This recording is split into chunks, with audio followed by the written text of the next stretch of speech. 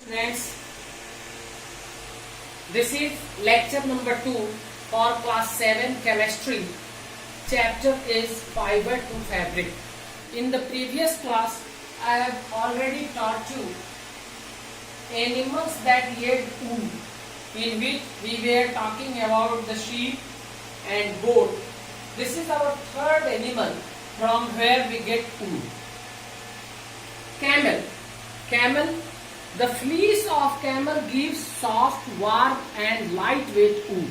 Camel के शरीर पे जो ऊपर बाल होते हैं उससे हमको मुलायम, गर्म और हल्के ऊन प्राप्त होते हैं। लगभग एक साल में हम एक मेल कैमल से 12 से 15 केजी ऊन प्राप्त करते हैं और 6 से 8 केजी ऊन हम फीमेल कैमल से प्राप्त करते हैं। बैक्ट्राइयन कैमल ऑफ साइबेरिया, ध्यान देना है, Bactrian camel of Siberia, Mongolia and China give us the best quality of wool. Mongolia, China और साइबेरिया के जो बैक्ट्राइयन कैमल्स है उससे हमें बहुत अच्छे क्वालिटी का ऊन प्राप्त होता है। Alpaca, vicuna and llama are the animals that belong to the camel family and are mostly found in South America. South America में एक प्रकार का कैमल पाया जाता है जिसको अल्पाका, वैसुना और लामा कहते हैं, जिससे हमें बहुत ही मुलायम, लस्ट्रस और हल्के ऊन प्राप्त होते हैं।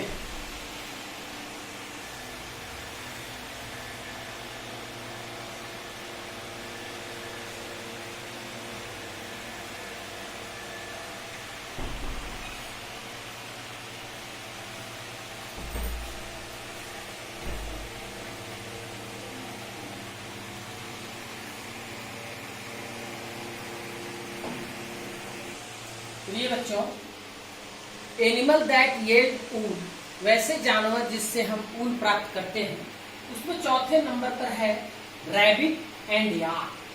खरगोश जिसे कहते हैं रैबिट, और याक एक काऊ प्रजाति का, गाय प्रजाति का एक जानवर है, जंगली टाइप का होता है, जंगली जानवर। उससे भी हम याक और रैबिट से भी ऊन प्राप्त करते हैं। A very fine silk wool called अंगूरा is obtained from the अंगूरा रैबिट। अंगूरा एक रैबिट का नाम है जिससे हम लोग बहुत पतला सिल्क की तरह ऊन प्राप्त करते हैं, इसीलिए उस ऊन का भी नाम अंगूरा ही है। Wool is also obtained from the hair of the yak on its body। याक के शरीर पे जो बाल होते हैं, आप टेलीविजन वगैरह पर याक को देखते होंगे, याक के शरीर पे जो बाल होता है उस बाल को काट कर भी हम ऊन प्राप्त करते हैं।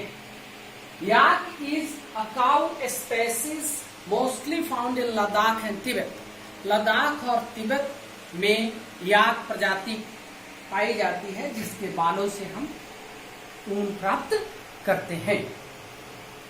अब अगला टॉपिक है rearing and breeding of sheep. Sheep का रियरिंग और ब्रीडिंग के विषय में हम लोग अभी पढ़ेंगे। Sheep live and move in group called फ्लॉक्स।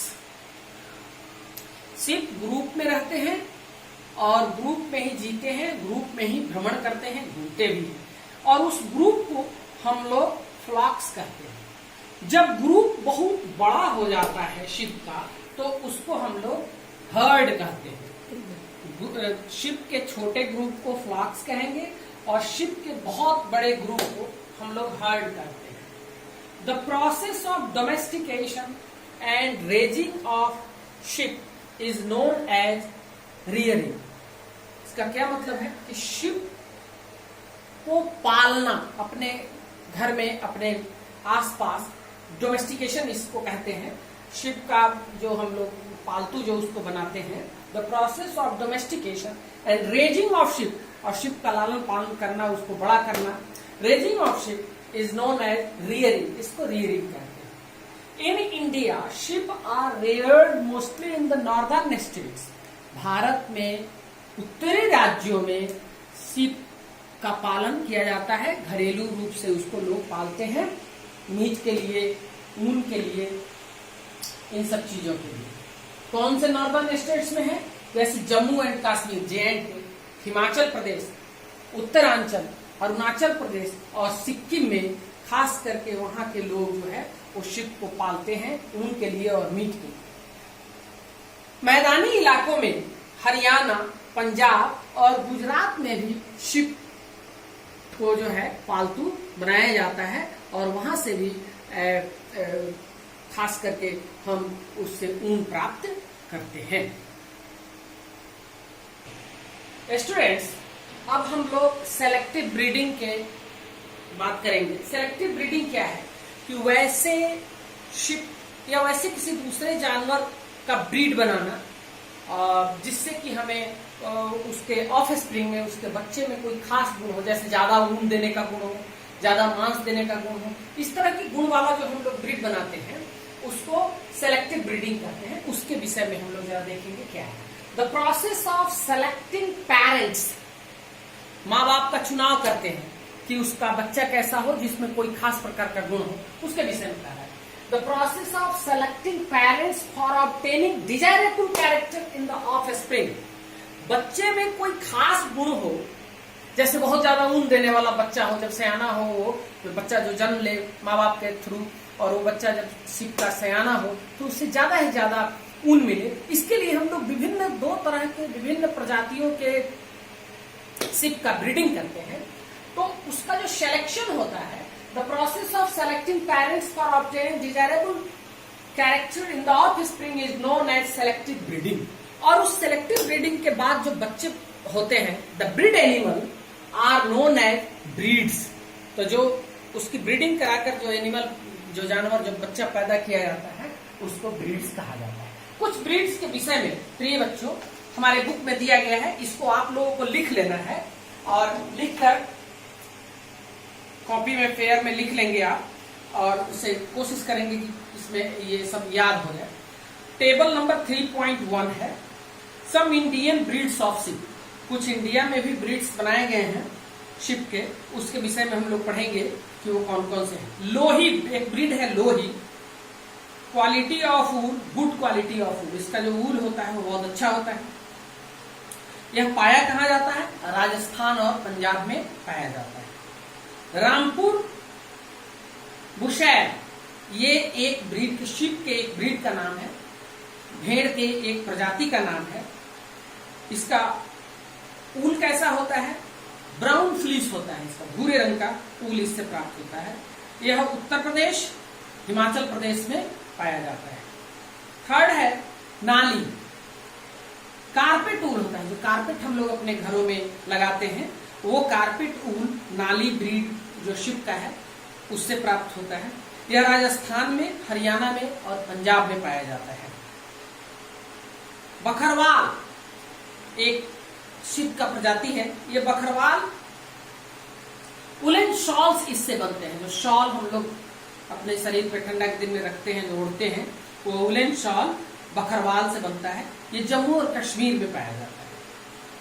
Marwari, Marwari इसका जो ऊन होता है वो मोटा होता है, कोर्स ऊन होता है। यह गुजरात में पाया जाता है। पटनवाड़ी फॉर होइजरी, होइजरी के काम में यह आता है। पटनवारी, ये पटनवारी भेड़ से जो ऊन प्राप्त होता है वो होइजरी के काम में आता है। यह खास करके गुजरात में पाया जाता है। Table 3.2 other breeds of ships. कुछ और प्रजाति के शिप्स हैं जो ब्रीडिंग से बनाए गए हैं उस शिप को। उसमें है मेरिनो, शिप के ब्रीड का नाम है मेरिनो। इसका ऊल बहुत पतला होता है, फाइन होता है। यह पाया कहा जाता है किस देश में? यह पाया जाता है बाबू स्पेन में। बर्बाडो, बर्बाडो शॉर्ट कोर्स ऊल, छोटा और मोटा ऊन होता है। यह टेक्सास में पाया जाता है। डामरा शॉर्ट ऊल छोटा ऊल होता है। यह कहाँ पाया जाता है? तो अंगोला और नामीबिया में, ये सब देश के नाम है, अंगोला और नामीबिया में ये पाए जाते हैं। डमारा शॉर्ट ऊल छोटे ऊन होते हैं। कटाहदीन थिक एंड कोर्स ऊल, इसका जो ऊल होता है ये मोटा होता है और घना होता है। कोर्स ऊल ये यूनाइटेड स्टेट्स अमेरिका में पाया जाता है। टारघी, टारघी फाइन एंड लॉन्ग ऊल होता है, बहुत पतला होता है और लंबा लंबा इसके ऊन के रेशे होते हैं। ये भी यूनाइटेड स्टेट्स में पाए जाते हैं। प्रिय बच्चों, ये दोनों टेबल फिर से ध्यान दीजिए। 3.1 पेज नंबर 37 में है, 3.2 ये भी पेज नंबर 37 में आपके बुक में है।